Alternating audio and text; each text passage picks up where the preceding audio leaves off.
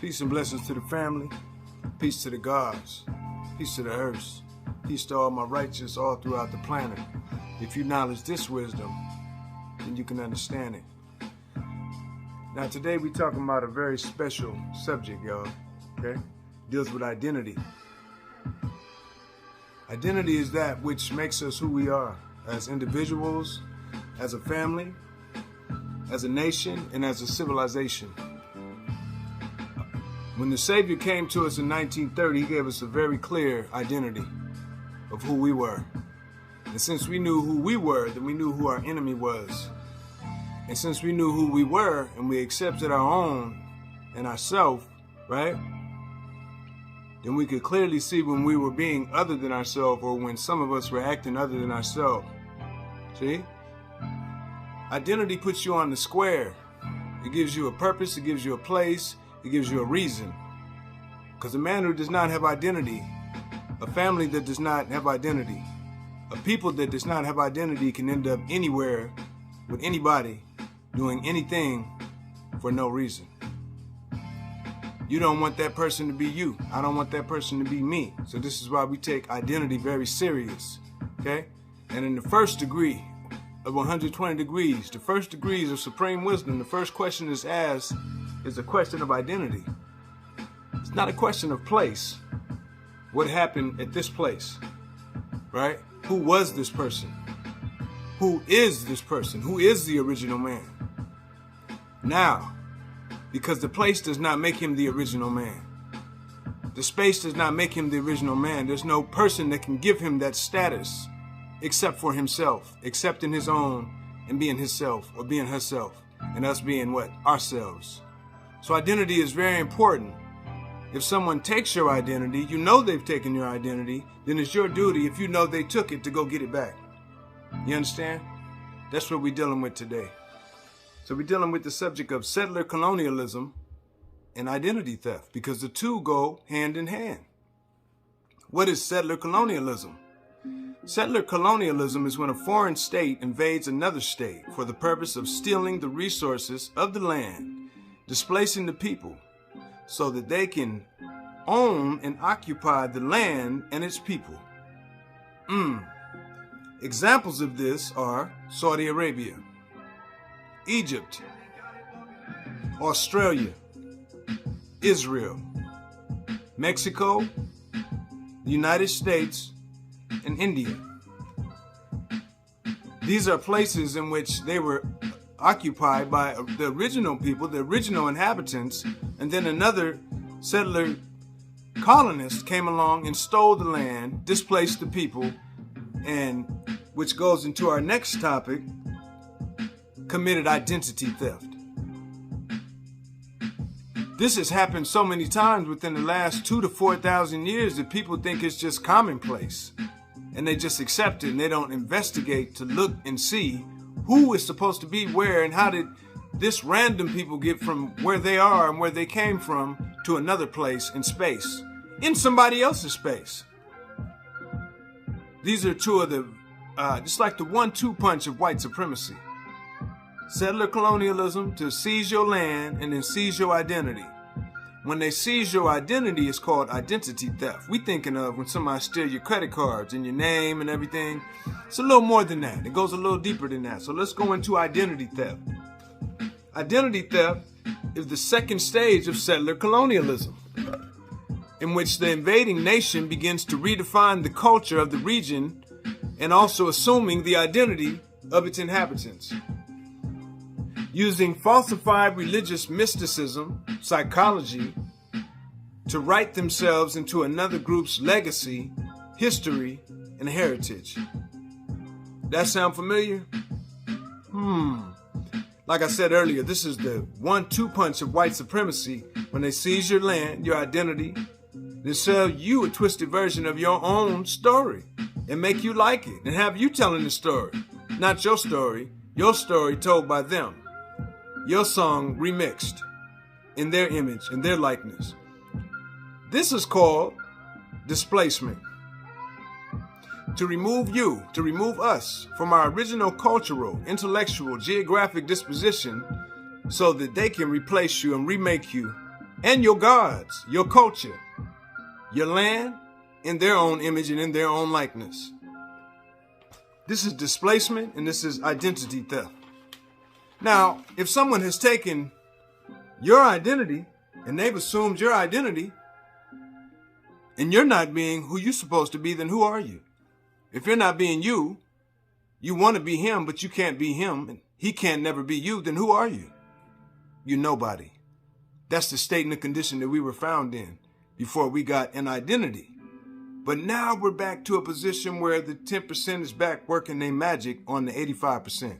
To take that identity, to obscure that identity, to make you other than yourself, or to make that identity unattractive.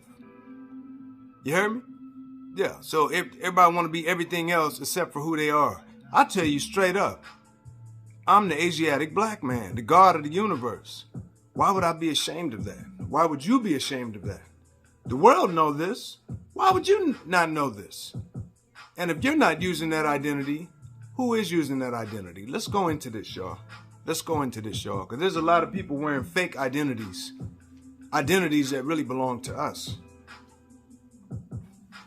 Saudi Arabia and the so-called Middle East. Is East Africa the original people from here who ruled the people trade routes and distributed culture all through this region was the Nabateans, right?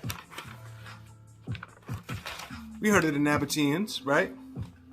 Now, but what they don't really tell you is, okay, because there's not a place called Nabatea. So why do they call them the Nabateans? And where did this name come from? And where do these people come from? If there are people, they have to come from a place, but there's not a place called Nabatea. But they said the Nabateans were the original people of said Saudi Arabia, of the said Middle East. The people who pretty much ruled the trade routes from, let's say, Jordan, all the way down through even Kush, parts of Kush, but through Saudi Arabia, the Nabateans. But they don't call Saudi Arabia Nabatea. They don't call Jordan Nabatea. They don't call Petra Nabatea. They call it Petra. So the Nabateans were from Petra. But look at that real slick history trick twistery they did. They calling them one thing, Nabateans, but then they'll tell you they're from Petra.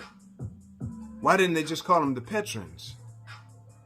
See, that's what I mean by identity theft, because they wanted to bring another group in of another racial identity and give them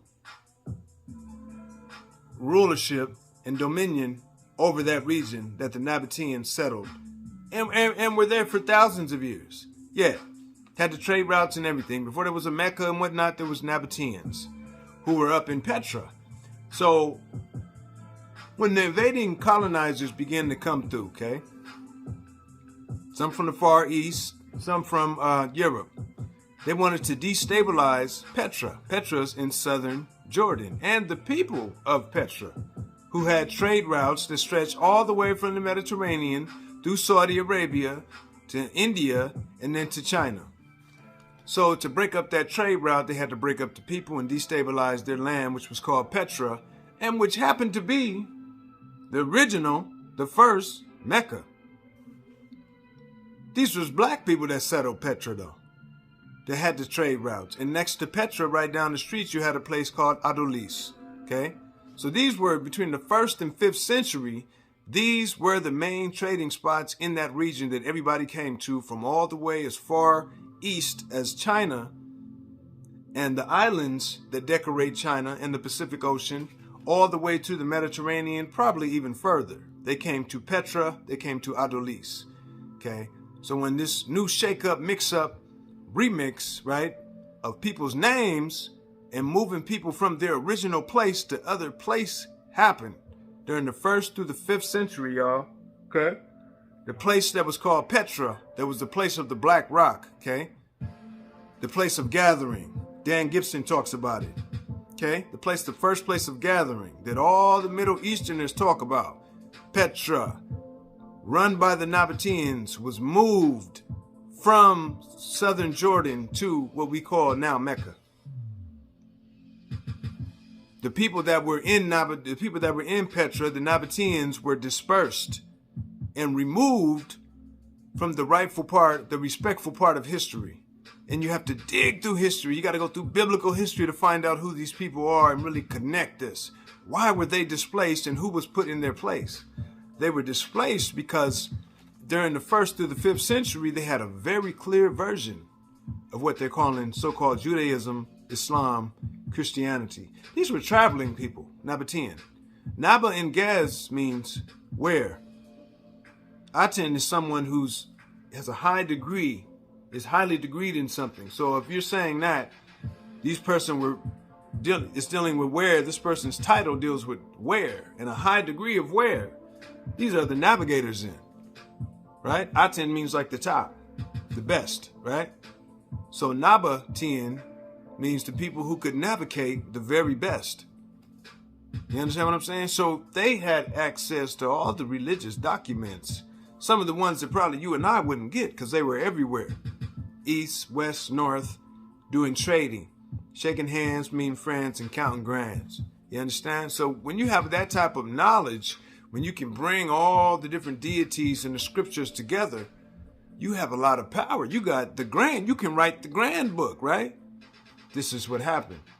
This is what happened. You can write it in all the different languages. You can write your said religion or culture in all the different languages because you travel there and you do trade. This is what happened at Petra. This is what happened at Adolis. They became centers of not just trade, but centers of learning. So if you're influencing the world in this way, I mean the world too. Far east you can go, far west you can go, far north you can go. People got to come to you because you got the silks, you got the spices, you got everything. This is what Adolis was. This is what Petra was. Our trade centers. Now you don't even hear about these places anymore. You don't even hear about these places anymore.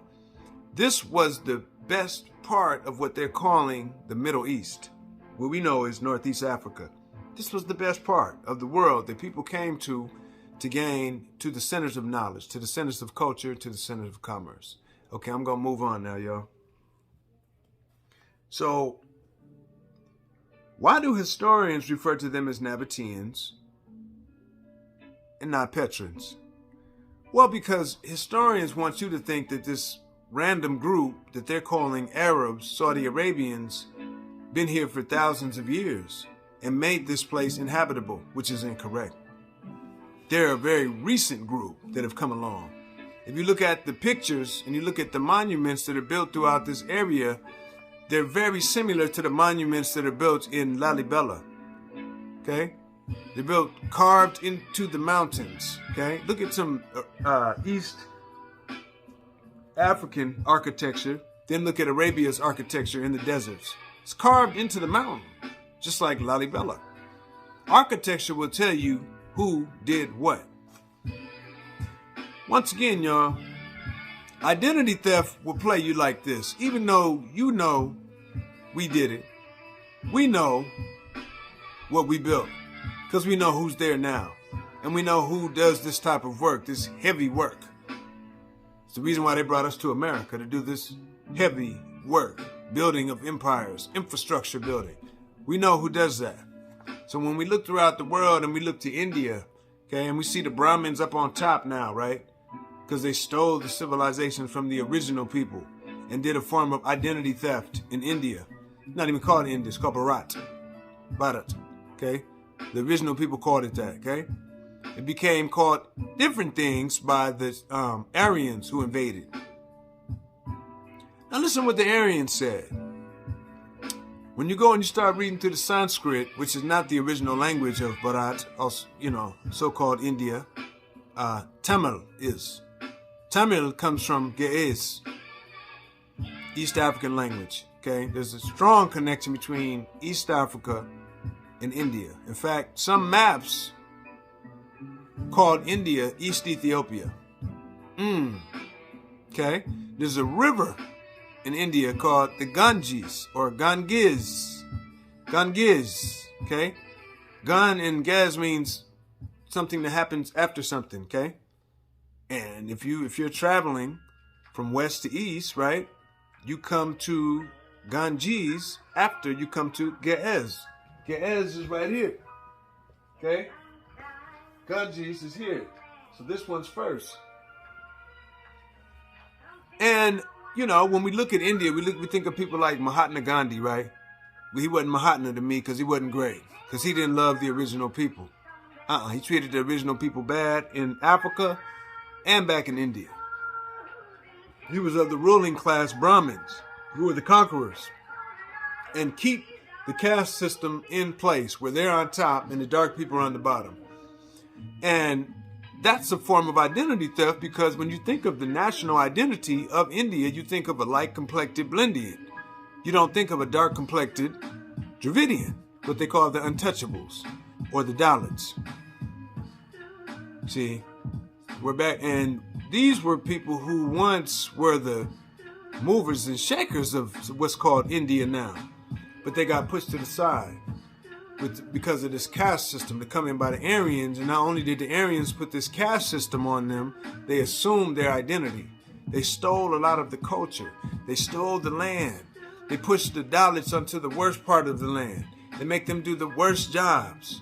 They earn the least amount of money. They can be killed at a whim. And things are just now starting to change. And a lot of them were very inspired by the work of the black people here in North America. And they stood up. And there's a Black Panther Party there. But that identity theft, okay, where this light-skinned, Blindian, mixed, fake Indian, East Indian, okay, like Mahatma Gandhi. He didn't love black people. No matter if he was black from here, black from Africa, black from India. He did not love black people. And he understood that his place was to keep us in our place. And that was his work. That's why things didn't really work out that good for Mr. Gandhi. Because there's way more original people, dark people in India, okay, that make up India than there are those Brahmins. Once again, this is another case of identity theft, y'all. Where at least 3/4 of India is dark. But look at Bollywood. You wouldn't know that if you looked at Bollywood. So they're trying to use the camera to play some tricks on you, to make you think it's really this, but really it's this. To make you think it's really more of this, the light color, than it is of the dark color. But as far back as we can go back, well, the further back we go back into India's history, we see a group that they talked about. The Aryans actually spoke about a group called the Asurs. Anybody who knows anything about Kemet, you know that Osiris's original name, before the Greeks took it, name was Assur. This is also a city in Babylon, right? Around Mesopotamia, Assur. So the Aryans who came to India described the Asurs as demons, as dark, black, negative entities. Yep.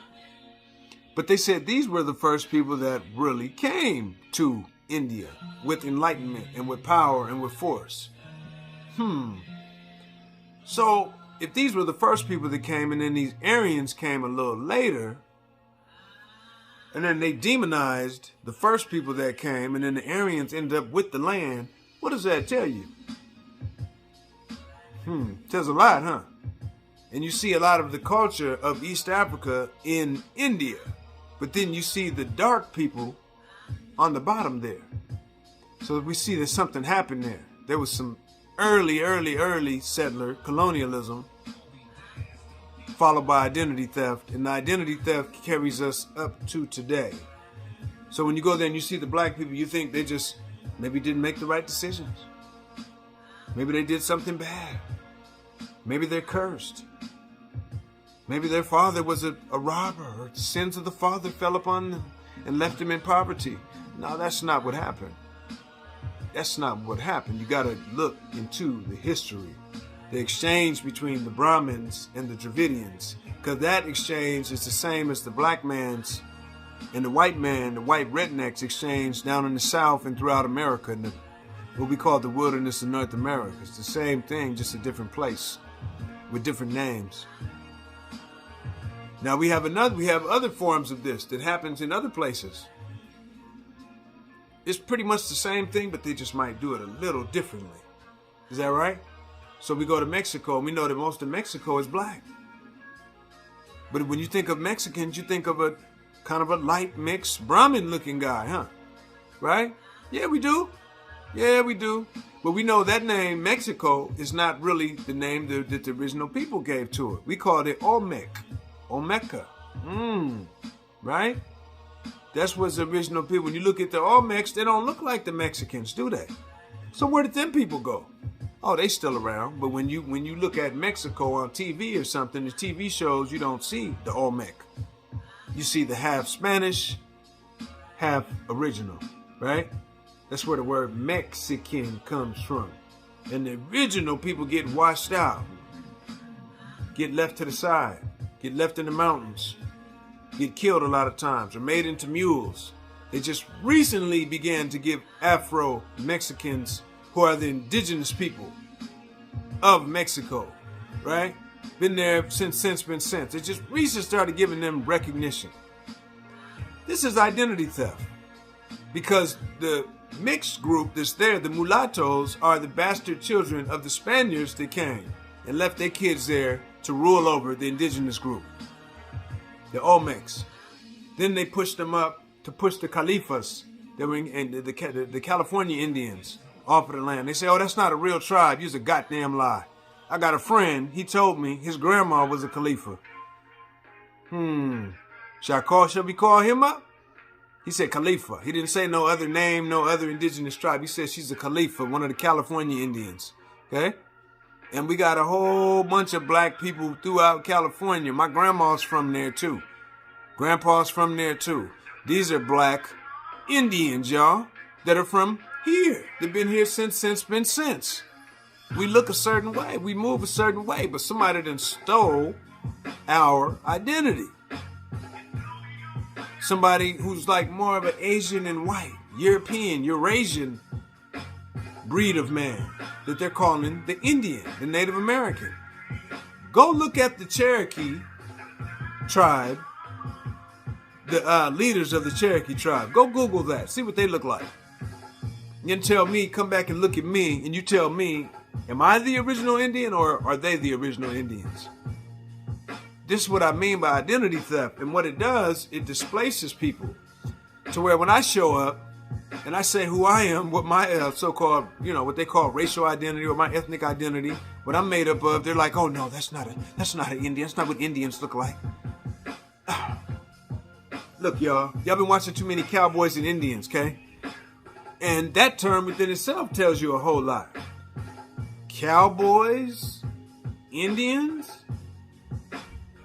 When you think Indian, you think of a dark person because the word Indio comes from the word indigo, which is a black color. Okay? So Indian, indigo, black. Okay, then cowboy. They didn't call the white man boy back then. They called the black man boy. So both the cowboys and the Indians was both black. Yeah. The Cowboys and the Indians was both black. That's why you talk about the Buffalo Soldiers, okay? But the original people who was here before the I'm going to say the Eurasian Indian came, was the Asiatic black man that was here, that settled it, that locked it in, that made it inhabitable. This is why they came to the East Coast first. Because the Khalifas was on the West Coast. You couldn't fuck with them. No. Nobody could. Riders. Just like you see the Crips and the Bloods the way they are down there, that's where they got that from. Them is the descendants of the Khalifas, y'all. Word is bond. The descendants of Queen Khalifa and them. Now they want to write that out of the history because everything that's thorough about us, they want to write it out. Okay? Because we know that there was 5 so-called civilized tribes. I call them the 5 uncivilized tribes because they fought for slavery. Even after the white man had abolished it, they fought to keep it going. That doesn't even make sense because there was some of their people that was enslaved and whatnot. So we know that there was some people that came over and assumed the identity of Indian, but were other than that. You understand? To claim this land and to claim our identity, to claim our heritage, so that when we come to claim the heritage, to claim it and inherit it, someone's sitting in our seat already with a well put together lie. And when you got a well put together lie, y'all, you have to have a lot of facts and figures and a lot of understanding and a lot of mental acrobats to be able to get through it. You ever heard the story of truth and lie? Hold on.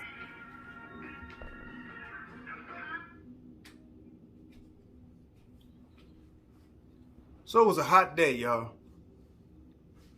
It's a really hot day. It was burning up, man. It's about 100 degrees, okay?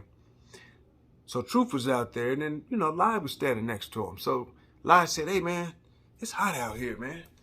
Let's go ahead and jump in this pool, man. I'm burning up. So, Truth was like, man, I ain't trying to go swimming with you. You lie. If I jump in the pool with you, I might turn into you. He said, come on, man, it's hot, man. It's the only way we're going to cool down. What else we going to do, bro? So he was like, whatever, man. So then Lie started taking off his clothes, getting in his shorts and stuff, So Truth said, man, whatever. Okay, well, as long as he's jumping in first, it's cool. So Lie saw that Truth was taking off his clothes. So Lie ran over and waited for Truth to jump in the water and then put on his clothes. Man, so now Truth is in there. He's like, oh, man, this is cool. This is cool. Cooling off, on this hot day. Then he look up. His clothes is gone. And Lie is running down the street. Truth is like, oh, man, this nigga got my clothes, man. I'm up in here. I'm naked. But he said, man, I don't want to put on Lie's clothes, because then I'll be the Truth dressed up in a lie. He said, I don't want to be the Truth dressed up in a lie, man. So now he's running down the street. Running down the street. This is the naked Truth chasing a well-dressed lie. A lie that's dressed up like the Truth. So when the people called the police, who do you think they called the police on? The naked Truth or the well-dressed lie?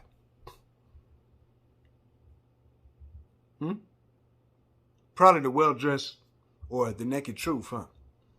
Because when the naked Truth comes at you about a subject that's kind of close to you, sometimes it don't feel that good. And even though you need it, it's a medicine you need because it's about a subject that's a little tender to you. You might want that well-dressed lie, huh? And that's what we've been given as far as identity, a well-dressed lie, something that sounds very good to us, right? Something that makes us feel good like we're a part of something, but we're really not a part of that. And since we're a part of this over here, this well-dressed lie, you can never really be a part of the truth and the reality of who you are. And the reality of who we are is that we're a world people whose identity has been stolen, whose land has been stolen, whose culture has been stolen. Yeah, our family has been stolen and brought and made to work for someone else. So the only way we can really get back to who we are on a world scale, because that's where we were. We weren't just in one place. We were in all these different places. The place they call Europe was inhabited by us, the Grimaldis. Go read about the Grimaldis.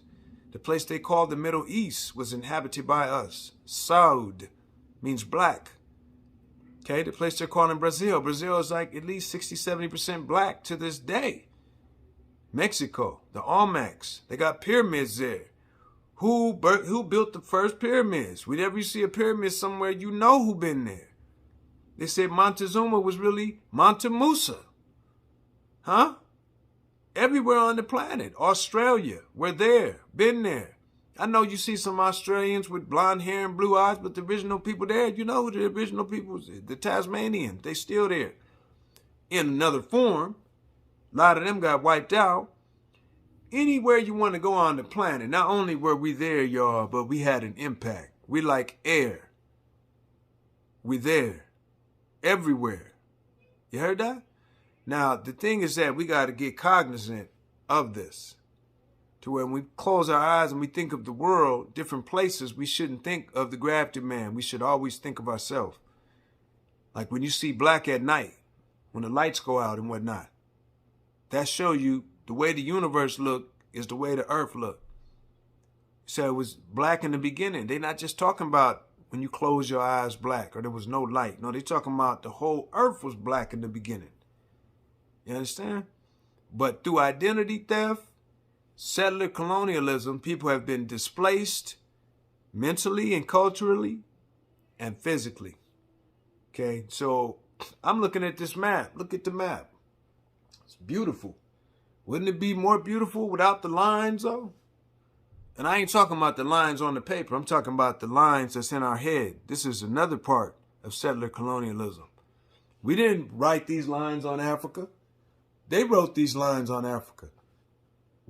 They told us what it was going to be called and determined where the borders were going to be. That doesn't benefit us. That benefits them.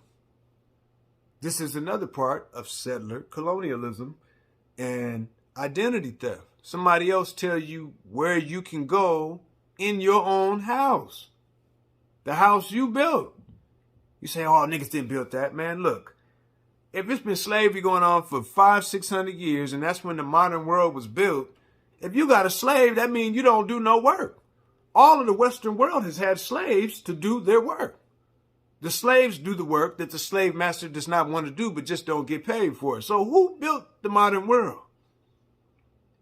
See, that's another part of identity theft, where somebody steals the true history and give you what they want you to know about you. But we done with that. We ain't gonna run with that. It's a new day today, y'all. If somebody steals something from you, and you know they stole it, and now you know, because I've told you, and a lot of us have told you, and you don't go to get it back, or you don't go to give them back what they put in place of what they stole, that's on you. That means you like it. You all right with it. I'm not all right with it. I don't think this is a time where we can continue to live with the lie and act like the lie is not a lie and lie down with the lie. See, you live the lie, you love the lie, or you leave that lie alone. You live the lie, you love the lie, or you leave that lie alone. And the false identity of Negro, colored, African American, all these are false identities for the original people, for the black man. False identity. You have an identity. Your identity was given to you in the first degree of 120 degrees, or student enrollment. It says, who is the original man?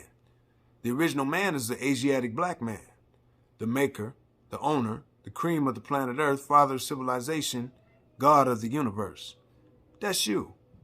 You don't never have to go looking, wondering, suspecting. You could look at the qualities in that degree and see your duty, where you're supposed to be, what you're supposed to be doing. They told you a father in there. Now, you may not start out as a father. You might be a young man, okay? But you might be a father figure to a younger man, okay? But at some point, you know, you got to get to fatherhood. And then after fatherhood comes godhood. You understand what I'm saying? And that's today's degree, the 7th. That's your identity. That's our identity. That 7, that G, the God. Everywhere you look, that letter G got juice, major juice. You heard me? Even in the East, I'm going to say Northeast Africa, in Gaz, that letter G looks like the 7. You heard me? You go to even further east, what was Faraz's mama's name? Baba G. Because G is a person of honor and respect. Man or female. That's that G. What if it was just OD without no G? That wouldn't work, huh? That's that G. Represent that. Don't never let nobody make you feel ashamed to be that. That G. That O. That D. Peace, Allah.